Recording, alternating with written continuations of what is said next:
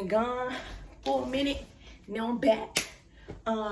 So basically, y'all, I have been doing so much. I had school. I started my classes again, so I'm in school. I'm back working 16 hours every day. I got the kids. I just got so much stuff going on. So, you know, it's been a minute, but I'm back trying to get myself situated. Look at my bed, y'all. Look at my bed. I'm trying to fit y'all in. So I had a lot of comments about my last video being one of the horror stories from BMT. I'm not gonna make this video too long. I probably won't even edit this video because it's not gonna be that long. I'm just gonna answer a few questions. I'm gonna answer a few questions and a few comments that I wanted to just go ahead. Can I zoom in on this or what? No. Okay. So I had a few things that I wanted to address. So we'll start with the sergeant. So the sergeant, like I said, he was a dickhead. He, you know, he did his best to make people feel this small. He was super big. Like, he was really tall. He was a thick guy. He was really solid. So he did his best to make people feel like really small. But me, where I'm from and how we carry things, people who act like that, I really feel like you will be ITCH. You know, so that didn't really faze me. I didn't really care too much for him or any of the comments that he made. I didn't care for how he really tried to like embarrass people. I don't like that, because me personally, I don't like that bullying shit, and I feel like that's low-key what he was doing. But like I said, they give you like these little forms. They're in the DFAC and they're also in the stairwell of your dormitory, where you could write, you know, write an event that occurred, and you can leave it anonymous if you want to. You can write your name on it so they know who wrote it, and they can come talk to you about your experience.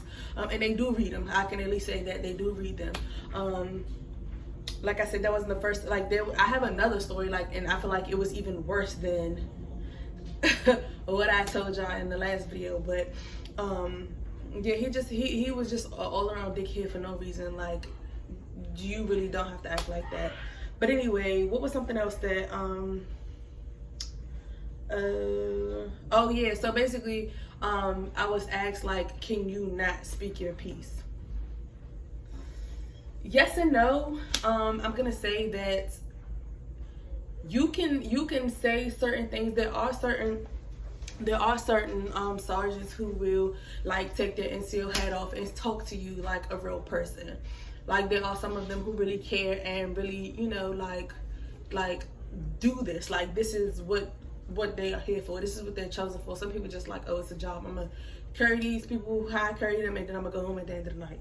So some of them, depending on who your MTI is, they will talk to you and they will, you know, listen to what you have to say, whatever the case may be.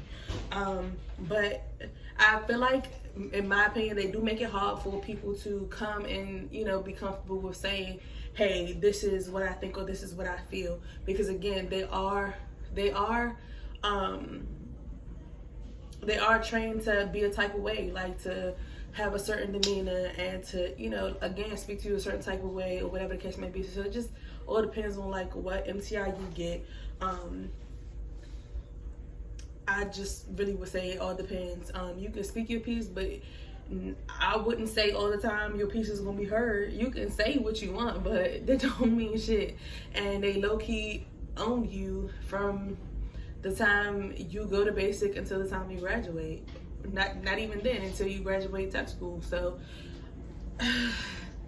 I really don't know what to say. I know for me, like, even when I first got there, like, my head was hurting so bad the first day. And I tried to tell, he was like, matter of fact, it was the same one that I spoke to the first day. He was like, who are you talking to? And I'm just like, it's not that deep. It's not even that serious. And I'm legit trying to tell you something's wrong with me, and you like sitting here fucking yelling. What is that for? Like, you're weird. So I really didn't care too much for that. So that's that. I did have other questions on other videos about my kids. So if you don't know, I am a single parent of 4. I have 3 boys and a baby girl. I was asked what it was like to leave my children how you think it was. I'm not even trying to be funny, but I'm a parent, you know, so having to leave my kids period was a lot. I would say that I didn't break down. I think I handled the situation very well as far as my children are concerned. During basic, I didn't get to speak to my baby. I didn't really get to talk to her. So during basic, I didn't get to speak to my baby too much because she was more so used to us being on FaceTime. And so because she couldn't see me, it wasn't really like she was excited. It was like, oh, it's mommy, you know? So I didn't really get to talk to her much. My son, I could tell that my oldest son had a hard time during one of the phone calls. I kind of like heard in his voice, you know, like he was having a hard time. And even when I first got to speak to them, probably like 2 weeks after being in basic, he said hello, and his voice was different. His voice was deeper, and I just was like, oh my God. And I kind of got, you know, that little thing right there. I got that. So yeah, it was hard, but I for sure 110% used that and them as my motivation to get through. Like, I knew that I couldn't be recycled for anything because I just could not do another 2 weeks. Like I told y'all in one of the videos that I thought that I did get clarification on that. They did used to recycle you a week back, but during my basic, they were recycling people 2 weeks. So you didn't go back a week in training, you went back 2 weeks in training. I was like, oh hell no. Nope, because they're gonna have to send me home. So I was like, nah, let me just do what I gotta do. And I just kept them right here. Them, my grandfather, I got my grandfather with me, and I was just talking to them like, please just help me get through this. God, please help me. Like I was constantly worried. I was constantly like my soul wasn't at rest. Like I was anxious all the time. Like I could not for the life of me just get myself together. Like I just, you know, I was thinking about them. I would write them letters and stuff all the time. They wrote me. My parents wrote me. It was kind of hard, but at the same time not so much, because it was like I knew what I was doing, like part of my why. Like I knew what I was doing it for. I knew that once this was over, I was going right back to them. So it was kind of hard, but kind of at the same time just like I'm on vacation, so take care of you on this vacation and just get back to them. Like that's kind of how it was, you know. So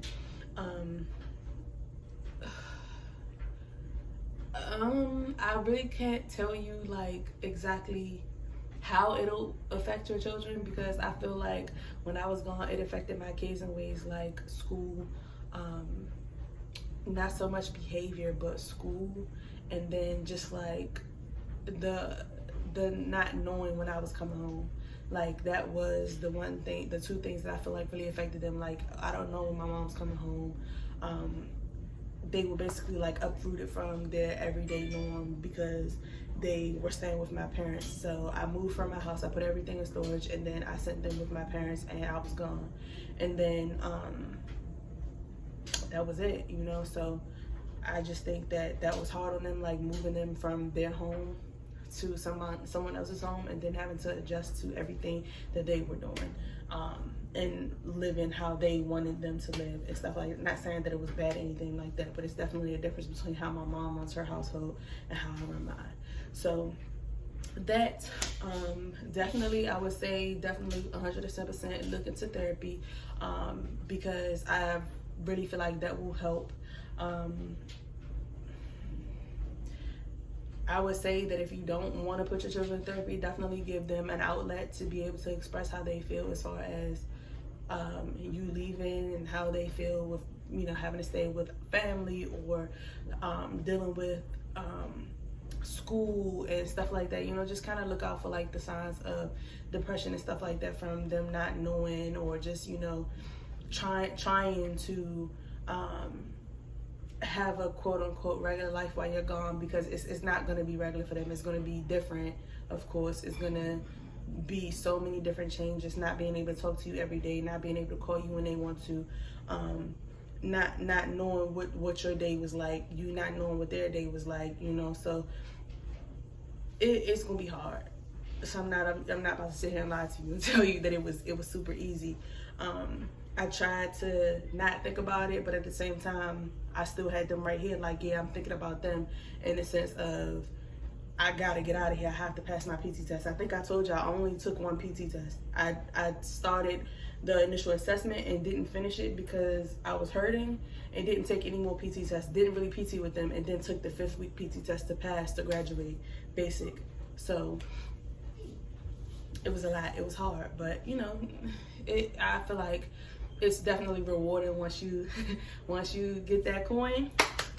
It's rewarding. Like, yeah, I did this, I did that, you know. So that's that. And then what else did I have comments about?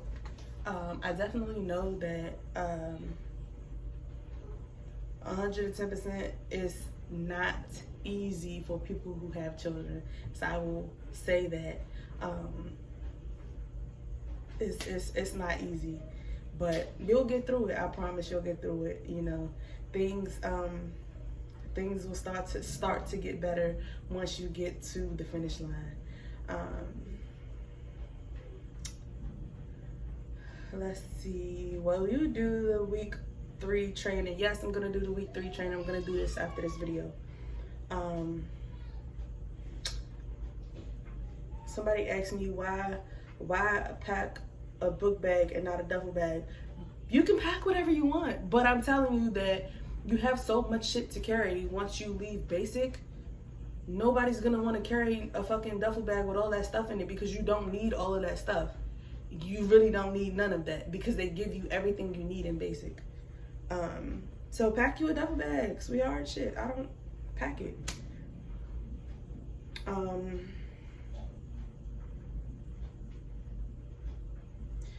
I ship out for basic this October. Congratulations. Congratulations, Precious. I don't know your first name or whatever. It just says Precious. Congratulations and good luck.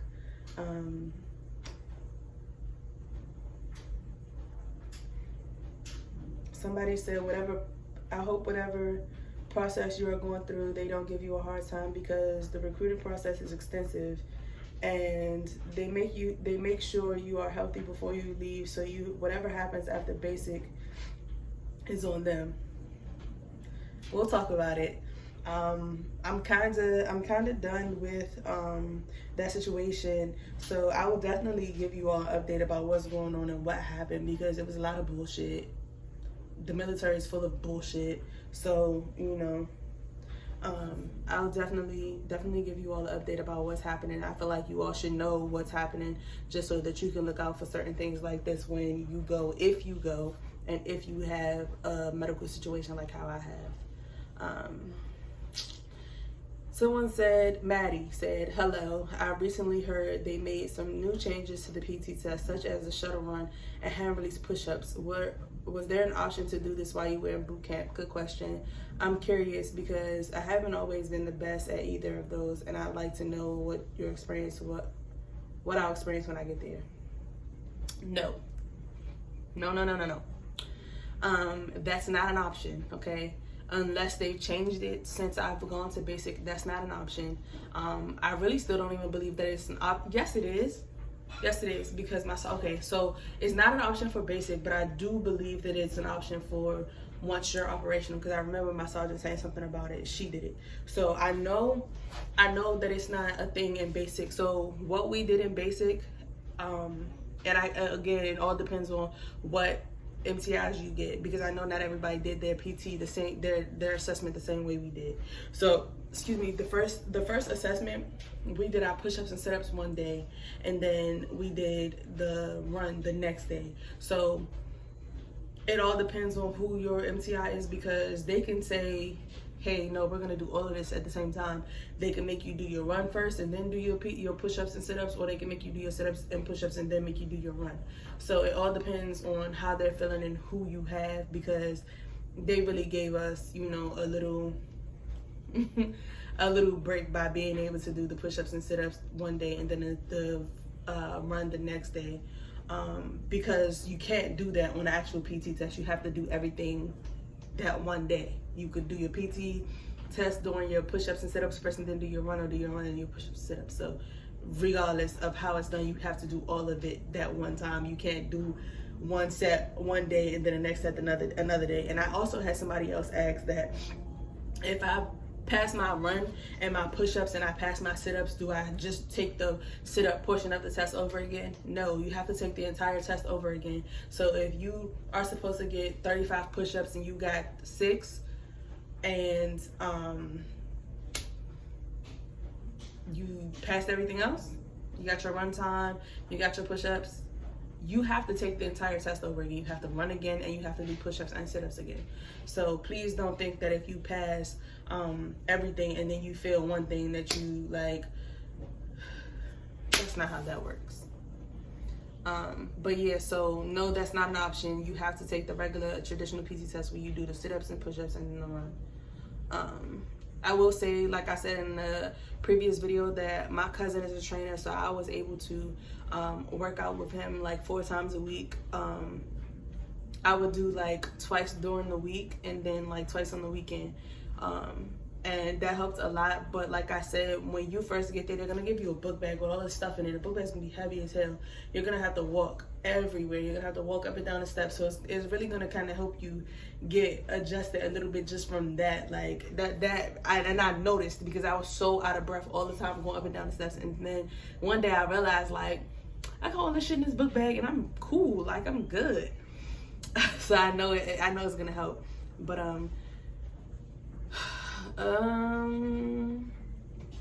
so that's what you'll experience when you get there. You have to do the full PT test.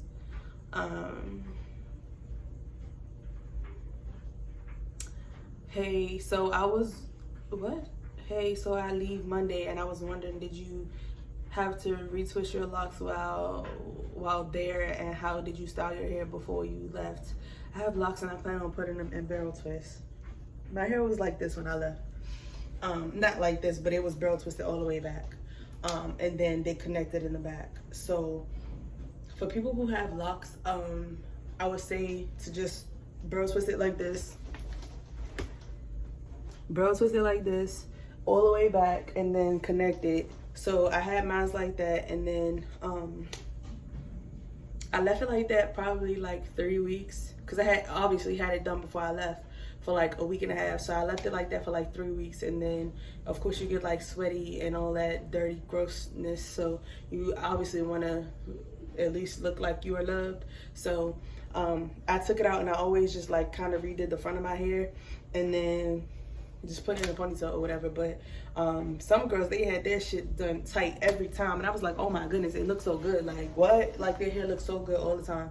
So I did it like that, and I really only like retwisted the front of my hair twice, because one was for pictures, and then the other one was for graduation. So I ain't really, you're gonna get dirty, you're gonna be sweaty, you're gonna have to wear a helmet, take it on, take it off, take it on, take it off, and then you gotta put your cover on. So it's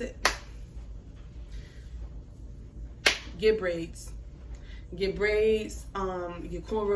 If you got locks, twist them back, and just, because you're gonna be ugly. You're gonna be ugly, sis. You're gonna be ugly. The only time you really gonna look like something is when you first get there, when you take your pictures, and then when you graduate. Other than that, you're gonna be ugly. I was so burnt and so black when I was in Texas. You're gonna be ugly. So just don't even worry about it, baby sis. Just go ahead and do what you gotta do, get there, do what you gotta do there, graduate, and be done, because you're gonna be ugly.